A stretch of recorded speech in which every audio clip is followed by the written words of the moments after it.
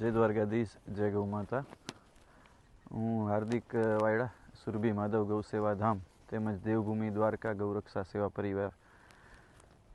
અમે દેવભૂમિ દ્વારકા જિલ્લામાં સમસ્ત જગ્યાઓમાં ઘણી બધી ગૌચર ભૂમિ આવેલી છે.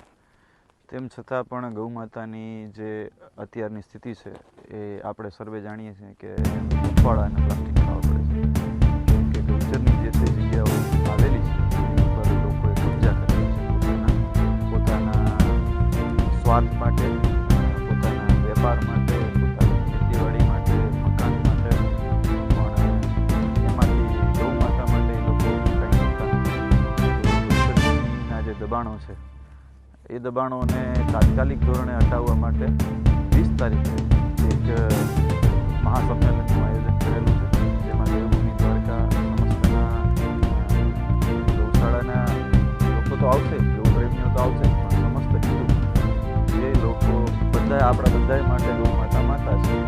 અને આમાં ગૌચર ખાલી કરાવવા માટે આપણે જો સહયોગ આપશું, સહયોગ સહકાર આપશું સર્વે મળીને, તો સરકારશ્રી આને તાત્કાલિક ધોરણે આના ઉપર પગલાં લેશે અને ગૌ માતા માટેના ગૌચરો તાત્કાલિક ધોરણે ખાલી થશે. તો આપણે કંઈ પૈસા આપવાના નથી, આપણે ફક્ત સમય આપવાનો છે ગૌ માતાના આ કાર્ય માટે.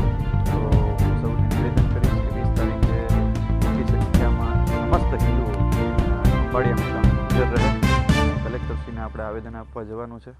એ માટેની આગળની માહિતી પણ તમને બીજા વિડીયોમાં આપીશ.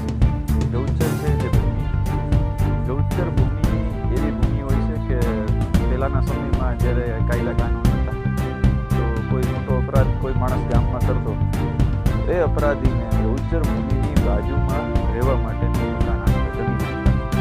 એ ત્યાં રહેશે અને ગૌચર ભૂમિની જે રજ એના ઘરમાં ઉડીને આવશે ને તો પણ એનો સત્યાનાશ થઈ જશે. તો વિચાર કરો, આપણે ગૌચર ભૂમિને કબજા હટાડવાના છે. પ્રભુ આપણા ઉપર પણ ખૂબ કૃપા કરશે, ગૌ માતા પણ રાજી થશે કે આ કલયુગમાં મારા કાજ કરવા માટે કોઈ છે. તો આપ સર્વેને આવવા માટે નિમંત્રણ છે. જય દ્વારકાધીશ, જય ગૌ માતા.